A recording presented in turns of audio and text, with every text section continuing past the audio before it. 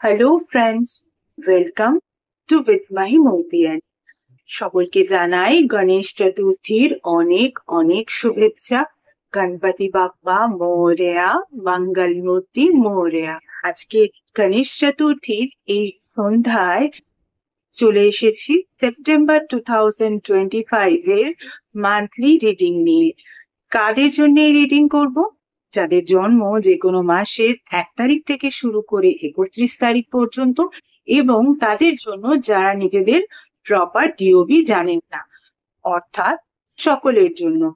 তাহলে চলো আমরা ঝটপট দেখে নিই বাপ্পা আমাদের জন্য কি কি মেসেজ দিতে চান। এটা কিন্তু ভিডিওর 7th পার্ট।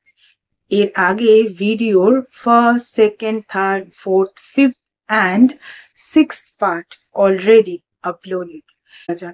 ভিডিওর এই পার্টে আমরা দেখে নেব যাদের জন্ম যে কোনো মাসের 25 তারিখে তাদের জন্য কি রিডিং আসছে।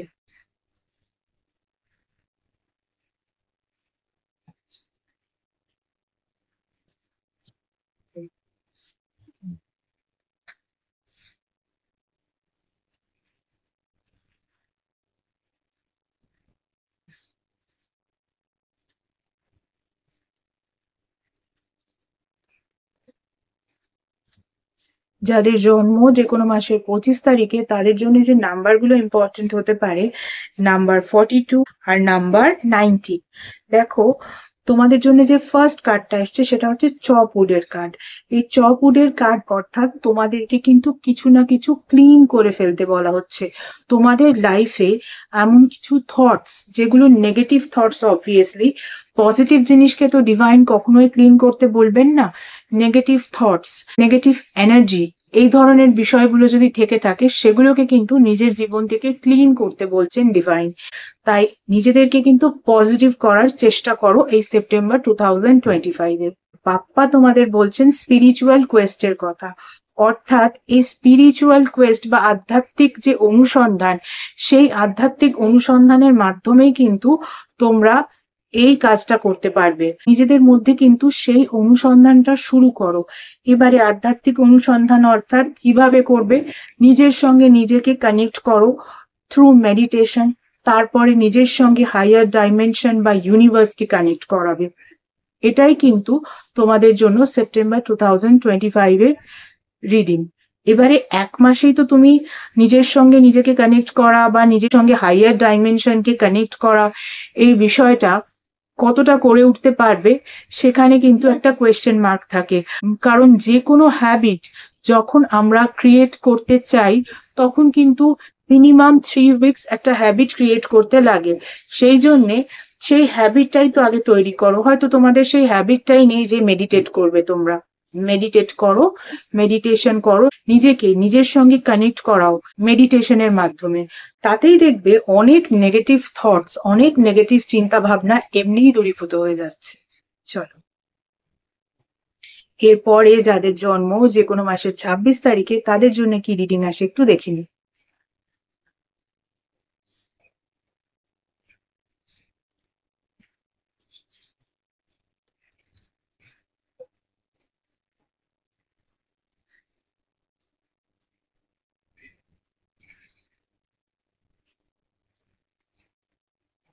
যাদের জন্ম যে কোনো মাসের 26 তারিখে তাদের জন্য যে নাম্বারগুলো ইম্পর্টেন্ট হতে পারে, নাম্বার 14 আর নাম্বার 16। দেখো, তোমাদের জন্য যে ফার্স্ট কার্ডটা এসছে সেটা হচ্ছে ট্রুথ টু বি টোল্ড এর কার্ড। অর্থাৎ তোমরা হয়তো এতদিন ধরে কোনো মানুষের কাছ থেকে কোনো একটা বিশেষ কিছু বিষয়ে বা একের অধিক কোনো বিষয়ে কোনো সত্যি লুকিয়ে রেখেছো, সেই সত্যিটা তুমি বলনি। সেপ্টেম্বর 2025-ই সেই সময়। ডিভাইন তোমাকে বলছেন তুমি কিন্তু সত্যি কথাটা বলে দাও। অনেক সময় অনেক ক্ষেত্রে এমন হয়, অনেকে ভয় পায় সত্যি কথা বলতে, ভাবে যদি সেক্ষেত্রে এমন হয় যে তার সঙ্গে উল্টো দিকের মানুষটার সম্পর্ক আর ভালো থাকলো না। এরকম ভাবার কোনো দরকার নেই। সবসময় সত্যি কথাটাকে স্বীকার করার চেষ্টা করবে। তার জন্য যে সম্পর্ক ভালো থাকবে না এমনটা নয়।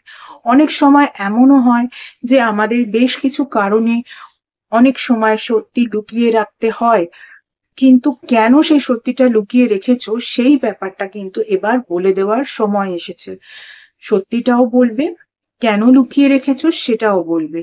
এবারে যদি ভাবো সেই বিষয়টা যে মানুষটাকে তুমি বলছো সে একসেপ্ট করতে পারবে না বা তার পক্ষে সেই সত্যিটা গ্রহণ করা সম্ভব নয়, তাহলে সেক্ষেত্রে বলবো তাকে সত্যিটা জানাও, একটু ভালোভাবে জানাও, এমন ভাবে সত্যিটাকে বোঝাও যাতে সে শক না পায়, কিন্তু সত্যি কথাটা বলার চেষ্টা করো। কারণ অনেক সময় এমনও হয়, অনেক মানুষ বলে যে এই কারণে সে সত্যিটা লুকিয়ে রেখেছিল, সেই বিষয়টা অনেকেই কিন্তু বোঝে যে এই জন্যে সে লুকিয়ে রেখেছিল। আর তুমি যদি এই জিনিসটা ভাবো যে সে বুঝবে না, তা কিন্তু একদম নয়। ডিভাইন যখন বলেছেন সত্যি কথাটা বলে দেওয়ার জন্য, তখন কিন্তু ডিভাইন তোমাকে নিশ্চয়ই সাপোর্ট করবেন। আর বাপ্পা কিন্তু তোমাকে ক্লিয়ার ইওর এনার্জির মেসেজ দিচ্ছেন। অর্থাৎ দেখো, ক্লিয়ার ইওর এনার্জি, কখনো কিন্তু বাপ্পা তোমাকে পজিটিভ এনার্জি ক্লিয়ার করতে বলবেন না। ডিভাইন পাওয়ার কিন্তু আমাদের পজিটিভ এনার্জি ক্লিয়ার করতে বলেন না, নেগেটিভ থটস, নেগেটিভ এনার্জি এগুলোকে ক্লিয়ার করতে বলেন। সেক্ষেত্রে বলবো তুমি যদি এমন কিছু বিষয় সত্যি গোপন করে থাকো, সেই জিনিসটাকে রিভিল করে দাও। তাহলে দেখবেন নিজের মনের মধ্যে থেকেও কিন্তু একটা বোঝা নেমে যাবে।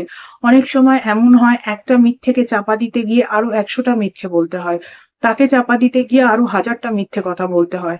এবার যত তুমি মিথ্যে বলবে তোমার মনে একটা বোঝা চাপতে থাকবে এবং তোমার বারবার নেগেটিভ চিন্তা ভাবনা মাথায় আসবে। তার থেকে বেটার তুমি সত্যিটা এই সেপ্টেম্বর 2025-এ বলে দাও, যার থেকে তুমি সত্য গোপন করেছো।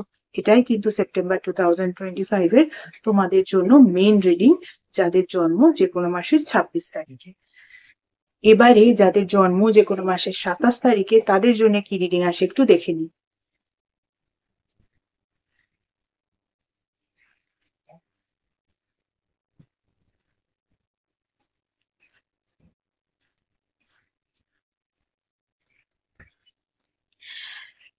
দেখো, যাদের জন্ম যে কোনো মাসের 27 তারিখে তাদের জন্য একটা কার্ড অলরেডি পড়ে গেছে, সেটা তো আমাকে নিতেই হবে। তার সঙ্গে সঙ্গে আরেকটা কার্ড আমি চুজ করে নিয়েছি। এবারে যাদের জন্ম যে কোনো মাসের 27 তারিখে তাদের জন্য যে নাম্বারগুলো ইম্পর্টেন্ট হতে পারে, নাম্বার 50 আর নাম্বার 30। দেখো, তোমাদের জন্য যে ফার্স্ট কার্ডটা এসছে সেটা হচ্ছে নো পিস লাইক হোম। অর্থাৎ নিজের বাড়ির মতো শান্তি কিন্তু আর কোথাও পাওয়া যায় না। এই বিষয়টাকে কিন্তু তোমাকে বুঝতে বলছেন ডিভাইন। কারণ বাপ্পার মেসেজ হচ্ছে প্রায়োরিটিজ এর। তোমার প্রায়োরিটি সবার আগে তোমার বাড়ির লোকজন। তাই এক্ষেত্রে যেহেতু সেপ্টেম্বর 2025 একটা ফেস্টিভ সিজনও আসছে, আমাদের বাঙালির সব থেকে বড় উৎসব দুর্গাপূজা আসছে, তাই এই সময় কিন্তু তুমি তোমার প্রায়োরিটিস গুলোকে বোঝার চেষ্টা করো, তোমার কাছের যে মানুষগুলো তাদেরকে বোঝার চেষ্টা করো। তাই কিন্তু এই সময় যারা বাড়ির বাইরে থাকো, অর্থাৎ আউট অফ স্টেশন থাকো, তারা কিন্তু চেষ্টা করো যদি সম্ভব হয় নিজের বাড়িতে এই সময় ফেরার, সকলের সঙ্গে মজা করো, আনন্দ করো। দেখো কি দারুণ ভাবে একটা ফেস্টিভ সিজন তোমার কাটে। আর নেটিভ ল্যান্ডে ফিরে এসো, সেখানে যে আনন্দটা তুমি পাবে সেরকম আনন্দ হয়তো সারা বছর তুমি পাওই না যখন তুমি আউট অফ হোম বা বাড়ি থেকে অনেক দূরে অন্য কোথাও কর্মসূত্রে থাকো। চল, এবারে আমরা দেখে নেব যাদের জন্ম যে কোনো মাসের 28 তারিখে তাদের জন্য কি রিডিং আসছে।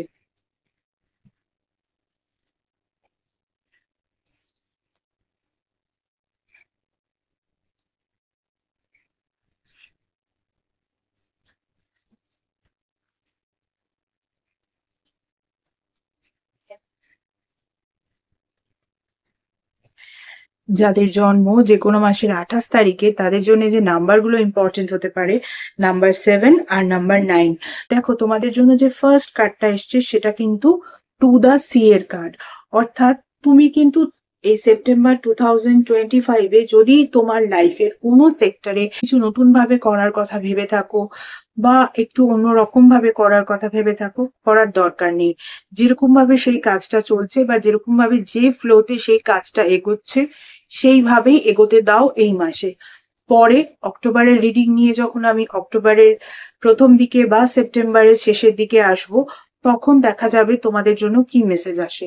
আপাতত তোমার যে কাজটা, সেই কাজটা ঠিক যে গতিতে চলছে, যে ফ্লো এর সঙ্গে চলছে, চলতে দাও। বাপ্পা তোমাকে কনসেন্ট্রেশনের মেসেজ দিচ্ছেন, অর্থাৎ তুমি তোমার কাজটার মধ্যে কনসেন্ট্রেট করো। কাজটা যেভাবে চলছে চলতে দাও, কাজটার মধ্যে কনসেন্ট্রেট করো।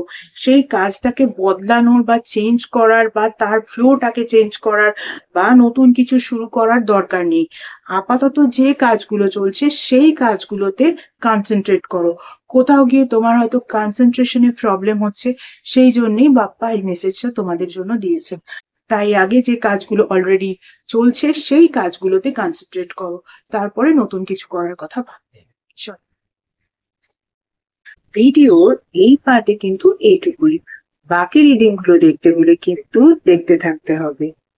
এছাড়া যারা যারা আমার থেকে পার্সোনাল কনসালটেশন নিতে চাও তাদের বলবো, পার্সোনাল কনসালটেশন কিন্তু একেবারেই ফ্রি কনসালটেশন নয়।